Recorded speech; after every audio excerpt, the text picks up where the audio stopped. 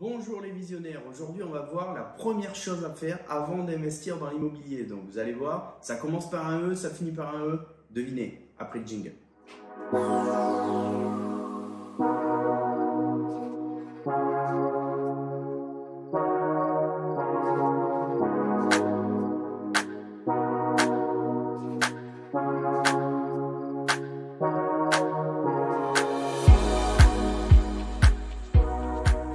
Ok, donc comme je vous le disais, dans cette vidéo, on va voir quelle est la première chose à faire avant d'investir dans l'immobilier.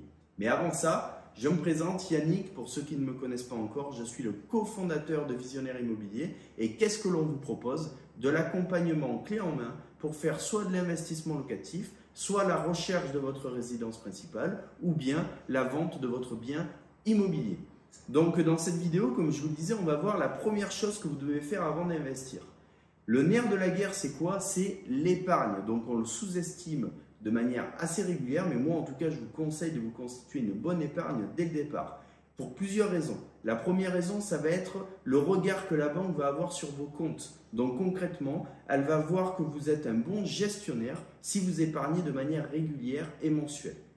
Deuxièmement, ça va être l'épargne disponible. Elle est indispensable, en fait. Pourquoi? Parce qu'en cas de pépin, tout simplement, si jamais vous avez des travaux à réaliser, si vous avez un cumulus qui tombe en panne, vous allez avoir besoin d'épargne pour le remplacer. Donc, ça serait vraiment une erreur stratégique de ne pas en avoir.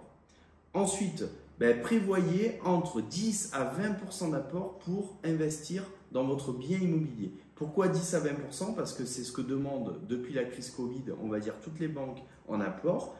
Ce n'est pas du systématique, on peut encore arriver à faire des emprunts sans mettre 10 à 20% d'apport, mais en tout cas, je vous recommande fortement de les avoir. D'une, pour les montrer à la banque, tout simplement, pour lui montrer que vous avez été capable de l'épargner. Et ensuite, si vous pouvez emprunter sans les mettre sur la table, bien entendu, il faudra le faire. Ok, donc on vient de voir pourquoi, maintenant on va voir comment vous constituez cette épargne.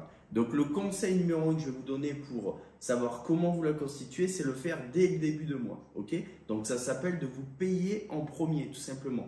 Donc dès que vous avez votre salaire, ce que je vous conseille de faire, c'est de faire des virements automatiques de 10 à 20% du montant de votre salaire vers un compte épargne, c'est-à-dire par exemple un livret A, un LDD ou un PEL. D'accord? Mais concrètement, faites-le dès le début de mois parce que vous allez voir que si vous payez vos charges avant, vous risquez de vous retrouver en fin de mois et de ne pas avoir la capacité financière de mettre cet argent-là de côté.